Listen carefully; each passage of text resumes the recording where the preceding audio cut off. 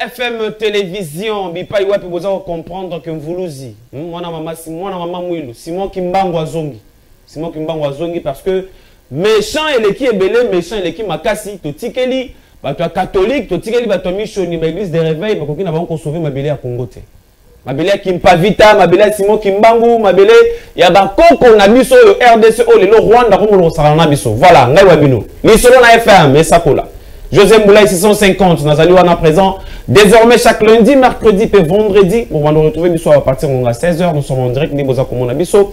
Bah, tu me dis, bah, question pour l'année Makolongulu, pour l'année à Latiboy. Oui, c'est que tambola Makolongulu, n'est-ce que c'est moi qui m'en va tambola Makolongulu. Et c'est que là, taboy pour la boy, bah, kazak, bah, français, la boy, bah, cravate, il y a bah, tout, oh, bah, ça, la carte, ça, pour la peuple, n'a vu ce que nous avons et l'eau. Et c'est comme si pour nous ya ko mbela mino li susu na plateau na biso mais pour nous mbala liboso na format ya li solo FM mon amboka Jean-René Kabasele wazali cadre na kati ya Congo Conscience SBL pe azali susu cadre pe communicateur oyo azali ko sala musala na ye kitoko analyste politique awa na kati ya République démocratique du Congo elongo na ye mokolo mwalelo nous sommes en direct Robeta Masolo na oyo etali ba dialogue direct pour parler direct en Kinshasa na M23 makamango ba congolais ba ko zela ngo ndengeni ba congolais ba ko yambela ka yango voilà il va faire son entrée sur ce plateau pour comprendre que nous sommes en direct. Nous avons invité mon amboka Jean-René Kabasele à pousser na kota na plateau na biso. Comme ça, tout na kobeta masolo na biso mon amboka. Boye malamu. Merci beaucoup. Merci beaucoup pour l'invitation, pour répondre à l'invitation na biso. Beaucoup joie sika, beaucoup kana kovanda. Jean-René Kabasele. Bonne santé. Non, ça va. Santé malamu, tout ça bien, tout ça tale la ma nouvelle amboka ndenge kendele. Très bien. Et tout ça bien. Bien porté. La nouvelle amboka ndenge selon your analyse na lecture na eza bonne. Bon, nouvelle amboka eza d'abord rebellé pour le moment tout ça na ba nouvelle na ba front nyoso. Très bien. La nouvelle na front ya armée na nous. Ozo like ça que wazalendo na biso na ba militaire na biso ba kokiko bazo récupérer moi entité mususo ndeko M23 bazaki côté ba Kaziba kuna côté Sud Kivu. Entre temps donc on peut s'espoir na ba congolais parce que tout côté na ba détail calamité. Oui, to espoir baloba espoir pour ici là il faut basi l'exception sur ba congolais nous sommes OK. Il faut ba exterminer. Tant qu'il y aura les derniers congolais à debout. Très bien. Espoir et Bozalaka. Congo Simon Kimbangu jamais kenda. Congo Simon Kimbangu kenda jamais. Congo ba Kimpavita kenda jamais. Yango na lutuko lobawa. Totikeli ba catholique, totikeli ba missioni, totikeli ba église de réveil ba kokite. Cette fois-ci biso ba ngunza toye. Bomondi na lati bo Simon Kimbangu asekwi. To telemi parce que on a besoin de défendre mabele na biso. Il faut to tambola makolongulu ndenge to ko tambola boye pona ko défendre cause ya mabele na biso. Et c'est to défendre mabele na biso Congo. Voilà. Merci beaucoup. Avec Jean-René Kabasele ndenge na otuko ebisa bino wa to ko beta masolo e yike na oyo tali situation. Il y a un dialogue on a direct entre Kinshasa na ba M23 boni ba congolais bazan na kati ya kozela yango mais entre temps selon ba information de na yango il paraîtrait que Jean-Pierre Bemba Gombo azali bongo désigné chef de délégation il y a République démocratique du Congo oyo wapi na moya lelo ndenge to ko lobana lingala awa boye nous sommes en direct et Sengeli mwana mboka Jean-Pierre Bemba si c'est vrai kaza chef de délégation akoka na kozala déjà na mboka ya Luanda pour na koyeba bongo ko participer na ba échange wana ko participer na dialogue wana direct entre M23 na gouvernement ya Kinshasa ba nso baza ko lobela ke non délégation ezali composée na Ebiran Kolongele ezali composée na Jean-Pierre Bemba ezali composée na au cadre nous na kati armée na biso mais est-ce que dialogue ngoza na mutuya est-ce que singeli ça dema ba préalable oui ba préalable parmi ma préalable les alliés de totanga la bino oyo et c'est oyo délégation République démocratique du Congo et bongo na komema tokotanga la bino na kati émission cours émission na mona mboka Jean-René Kabasele pe lisusu boye bako Tshisekedi mbaki envoyé spécial il y a Donald Trump dimanche hier. Il est envoyé spécial wana lelo lisusu ndenge to ça na émission bo utiko yamba aba utiko ko échanger na ba ndeko na biso ya ba épice kopo ba solo na ba épice kopo na Italie situation ya République démocratique du Congo. Monsieur Ronnie Jackson, Ronnie Jackson de Ayambamaki hier et par le chef de l'État Félix Antoine Tshisekedi Tshilombo, qui envoyé spécial il y a Donald Trump au wapi il y a un message kouta et pas il y a président il y a les États-Unis il y a l'Amérique pays sous pour Sabinonine na Bukavu les gens ville morte ouais ville morte na Bukavu bravo na ba ndeko na biso tout baza na ville ya Bukavu ba boya ko bima ba boya ko teka boya ko ndimisala pona ko dénoncer ba crime za na kati ko salima pona ko dénoncer ndenge baza na kati ya ko nyoko la population il y a partie est République démocratique Congo précisément qu'on a na Bukavu vi au baza na kati ya ko likisa ezali yango penza penzate situation mobondo situation mobondo na cadre d'information bon retenir que conférence commission moko ya paix commission ya paix na ya province ya Kwilu précisément na baza na Kinshasa baza ko participer na conférence moko atelier j'allais dire atelier moko kuna na Caritas bipai wapi ba ko sala 2 jours et bandi lelo et aussi la pelobi pour na ko évaluer ko tala lolenge kani makambo ya mobondo za na kati ya ko tambola na kati ya province ya Grand Bandundu là nous saluons la présence ya Grand Kianvu chef coutumier ya Peleng de Nord wazape na kati ya commission na mwana mboka Kianvu Louis Jetro Kambamb Kamwat Kambamb Louis Jetro azape na kati ya ko participer na assise wana information ya suka na ko be ministre intérieur mwana mboka Jacquemain Chabani na limité insécurité za 2 fois té na quartier Sokopao na quartier Forgeron hier ba beti ndeko moko masasi yazo teka na pharmacie na ye ba kotelie ba botola ye mbongo ba botolie mbongo sima botolie mbongo ba beti suna masasi ba image za me moto chango ezati Jacquemain Chabani insécurité za na Kinshasa makasi ape na bokende mbala moko belela mwana mboka Blaise Kilimbalimba esengeli bosala mosala selon bandeko baza na quartier Forgeron na Sokopao ba ko yebisa biso que bato ba ko sala ba crime wana baza na ba tenue bien identifié toza wapi na Kinshasa toza wapi na Kinshasa boka na makamwana ndenge na kati ko ndenge na kati ko leka ça ne fait pas bon faut te défendre au Congo faut te maintenir kimia congolais sengeli vivre na mboka na ye na kimenyo sondenge et longo bani voilà esprit ya ba Mvuluzi esprit ya ba Simon Kimbangu esprit ya ba Kimpavita esprit ya ba Lumumba esprit ya ba Mobutu esengeli tellement pour défendre Congo démocratique na zongi sur ce plateau Jean-René Kabasele Boni Lisanga Congo Conscience Boni parti politique Lisanga Congo Conscience les otambola malamu je crois que dans quelques mois dans un mois maximum nous allons lancer ouverture officielle ok je crois que si je ne me trompe pas et que na Pullman très bien et bientôt Tozo Bing Sabatuna bureau et Wasika Tozui. Okay. Nous sommes en train de réflexionner. Je crois que le ministère soit ici. Voilà. Na ouverture à bureau, na ouverture officielle au Salema. Tozo Bing Sabatunios. Très bien, merci beaucoup. Tu continues à sujet Nabiso. Dialogue direct entre Kinshasa na M23. Oza Congolais à solo. Luba ozo utana mutema na yo.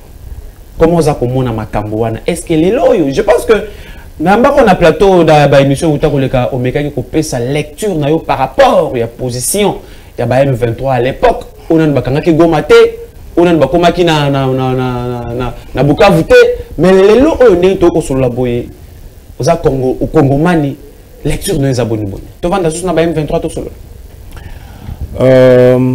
je crois que émission asuka to sala ngana yo à l'époque biso nyoso Congomani nyoso azaki na assurance que bamboka minene neti Goma neti Bukavu et que okoya na maboko ya batomboki oyo tozo benga M23 oyo bazali appuyé par les Rwanda oyo eza yebani de partout omoni ba situation nyoso oyo tozo vivre ezo évoluer très bien.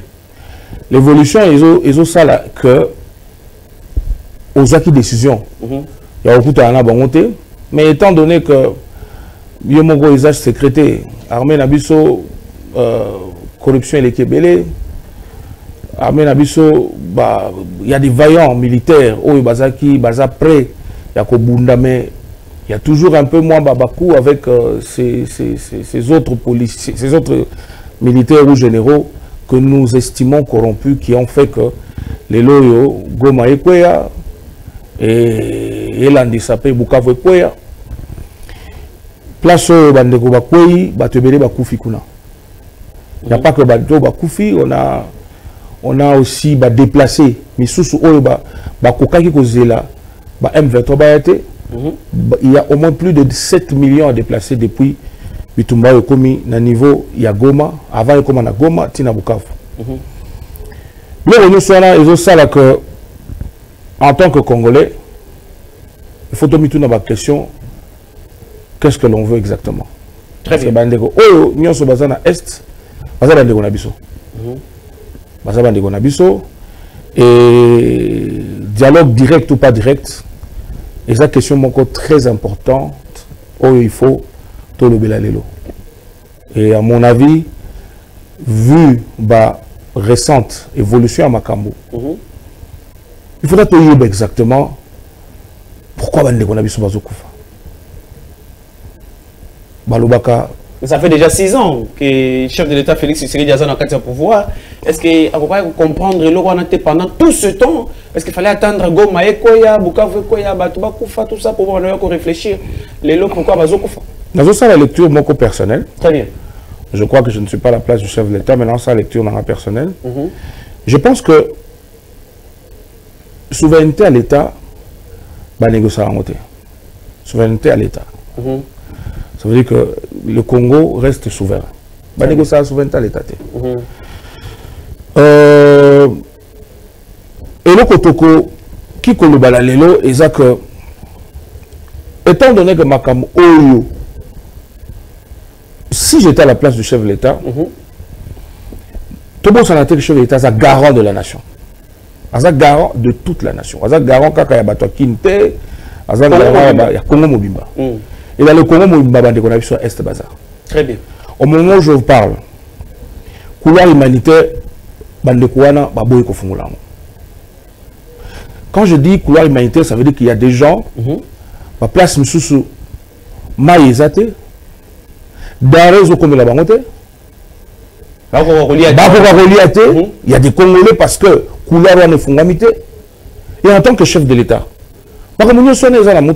au-delà du fait que la souveraineté d'Abisso Toko négocie en mais en tant que chef garant de toute cette nation-là, il y a l'humanisme qui fait que il faut quand même qu'on moi je pense qu'aujourd'hui, toujours que nous négocier en faiblesse, parce que négocier parce qu'on en faiblesse. Non, je pense que nous négocions parce que il faut te y banane. Il y a les bosso, déplacer condition nini. Je crois que préalable et que la ouverture, il y a une couloir humanitaire pour que les Bakangami na Bagoma, la famille à Kinshasa.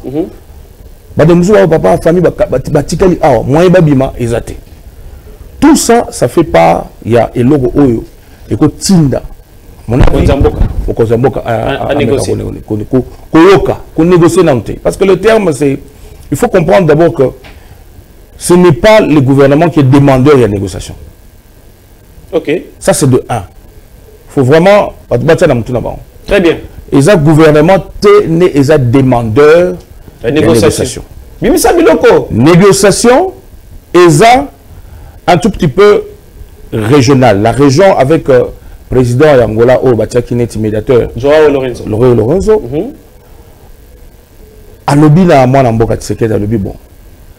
Batu oyo bazolo bakaka no boyo kabango. Est-ce que koko kabango na mte?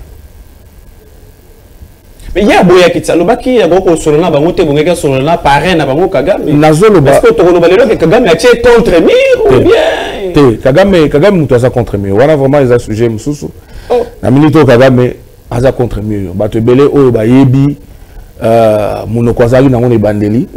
Sobo landi ba émission abimara mikolo nyoso Kagame depuis un certain temps a comme bima et pas na yona parce que tous les 2 jours mais maloba oya suka oya sali a otikali koloba je crois que hier ou avant-hier azo senga na population na ye alobi d'abord abandi discours alobi et puis bizarrement Kagame akomo la peine Swahili atiki nyaranda abeti na Swahili alobi ayi population na bango boye ba que bitumba to komolimba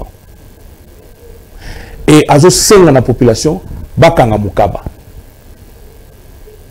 po makambo mikolo ezoya ekozala moi kokoso. Ça c'est Kagame il y a quoi 2 ou 3 jours ils ont une émission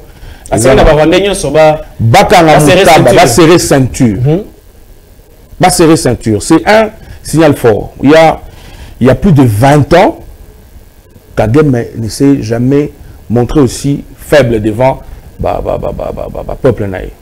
Il était toujours celui qui était rassurant en disant aux autres que makambo egoleka.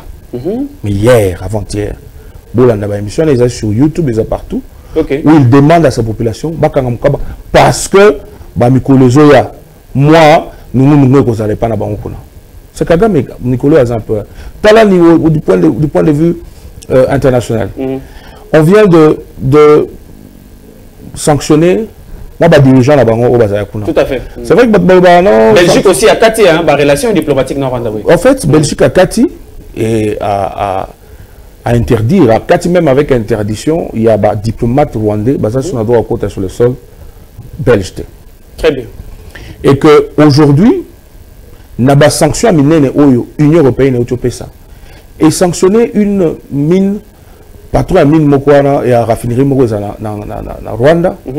Oyo bandayi ko yiba ba or na biso ba rafina na Rwanda ba quel côté que là parce que souke bimi bongo et bimi vraiment que ils a Rwanda mutabim sango ba to bazo comprendre là le sens ya ba sanction na te au moni ceux qui ba sanctionner raffinerie or nyoso oyo bimaka na monde ezalaka na neti ADN nango tout à fait ya Congo yebanaka Cléo za Congo ya Angola yibanaka ya bamboka nyoso oyo bazalana oyo ya Mali ya bamboka nyoso ne yibani soki ba beti sanction bongo ata lelo ozana 1000 tonnes ya or okotekela ngo parce que yango on peut dire que Kagame bisi peuple na ba serrer ceinture c'est que nzalego ya kuna mikolo alobi on a nenga nzala la suite c'est la fin alobi moi nzalego ya mikolo alobi bo serrer mukaba neti bato alobi bo serrer mukaba po il faut continuer à bundela mboka tanzala atani bosere mukaba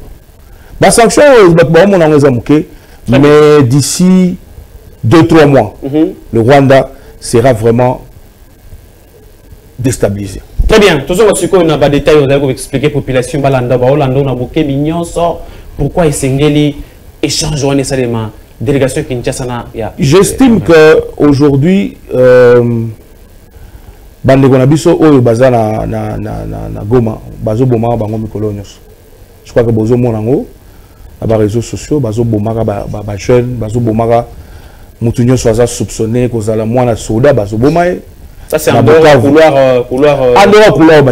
humanitaire voilà. Na Bukavu. Toyebi que bande kona biso ya M23 revendication na bango oyo ba yaka nango. Et puis bazala nango depuis le début de Bakam oyo. Babano bimisa toujours marginalisation ya batoti congolais. Oh de konyoso o azana faciès oyo etalemineti ya bande kona biso wa rwandais o azana Congo aza marginalisé. Soit bazo bomaye, soit bazo tchabango na kacho, soit bazo tobi de yango nande revendication na bon ya liboso. Je pense que en tant que garant de la nation ozana chaque jour bandegono bazo bomaka bango 10 20 baboka bango na mai faut yeba po na nini bazo bomaka na bandeko parmi babilo konyo sona okotika la calme te ya la population na yo ezokufa oza président de la république population na yo ezokufa bazo bomaka bango mikolo nyonso pa ya batomboki oyo faut to yokanano est-ce que revendication na bango ezaka rapona ko bomba congolais ko silisa ba congolais pona ko remplacer ba tuti congolais te ba revendication en ezani après ya koyoka. C'est ça que c'est là maintenant qu'on verra qu'on ne négocie pas la souveraineté en Mboka. Toyo Kabango. Ok. Il y aura, je crois que na utotanga ndeko docteur Oya Panzi Mukwege a ça la locution moko très importante lelo à ce niveau ya lobby aujourd'hui kotikala na niveau ya ko négocier seulement avec ba M23 sans ko chaba parrain na bango autour d'une table pour faire une commission il y a paix universelle et kozala na fouille belete parce que na yebi que bandeko o ya biso o ya batomboki pona bango il pense que c'est une faiblesse. Je ne pense pas que c'est une faiblesse pour un président de la nation, peu importe décision à Zouati Liboso, mais face il y a population là ils ont souffert côté est au bazar bandeko na biso population oyo ils ont mon passi. Il faut comprendre nano ayo kanano bandeko ngo et loko nini bazo revendiquer pourquoi bazo continuer ko boma peuple congolais. Très bien, mais on a beaucoup Jean René ozo répondre à na bandeko oyo baza kolobaka na ba cité que M23 et bomi bandeko na biso et belé na est les loko vanda na bango susu pona ko soleza loko solola na ndoki. Ça c'est question à liboso. Il y a mi balé o bato ba kolobaka na ba cité au vanda les susu na M23 lelo oyo ils ont le zonga na ba brassage na ba mixage to zonga na passe moko wana. Vous expliquer bato ndini na banda. Je crois que moni je ne pense pas que wana ils ont la conclusion de bazo sala. Oui, il y a moins de bato ils ont sillonné bato na. Oui, mais entre le parler na application à ma solo là, il y a quand même un moment il faut pas comprendre. Tout à fait. Ce n'est pas parce que baké ko vana na bande quoi M23, ba lobby que makamnyo so ba lobby ni to sala. Je ne pense pas. N'oubliez pas que le front armé, ils ont continué à bande connexion au Wazalendo. N'oubliez pas ça. Et bientôt, il y a quelque chose qui va se passer dans Babukawana. N'oubliez pas ça. Les fronts armés, ça. Mais dans tout ça, bande connexion va continuer au Koufa. Bande connexion va Koufa là. Ils ont dit que baza banyamate. Toujours négocier na bangote pour na. Ce n'est pas une carte blanche de ça M23. Voilà, il faut le peuple congolais va comprendre. Ils ont dit que tu c'est mon carte blanche. Ils ont dit que négociation na boro que ne peut pas vendre. Bah aucun toujours ni to continuer comme intégrité na biso mboka. Ça ne veut pas dire que nous toujours que ne boye ba pesi carte blanche na M23 ba ici bon. Makamonyo so lingi comment awa. Je ne pense pas que tu vas commenter à niveau là, couper ça en carte blanche. Je ne pense pas. Je ne pense pas que tu coupes en carte blanche. Très bien. Et ceux qui t'ont commis sur place, tu peux kabango. En tant que ceux qui bazomi benga ba congolais, parce que bazomi benga ba congolais. Mais ceux qui bazomi ba congolais à solo. Et ça n'a pas préalable biso to couper ça bango. Bino mo lobi ba congolais. Mais na sima la bino ba na bazawana. Bon, ça biso. Si vous avez Congolais solo, pourquoi que ce manabino, vous avez mboka moko oyo zo sunga bino na makambo ma benyo so bozo sala. Nous sommes les aba makambo oyo, bat ba kovani sana mesa. Soki lelo baké kuna, ça ne veut rien dire. Batu bazala calme, ezate ko ba pesi bango carte blanche. Bayoka, baké nanu bayoka bango. Et négociation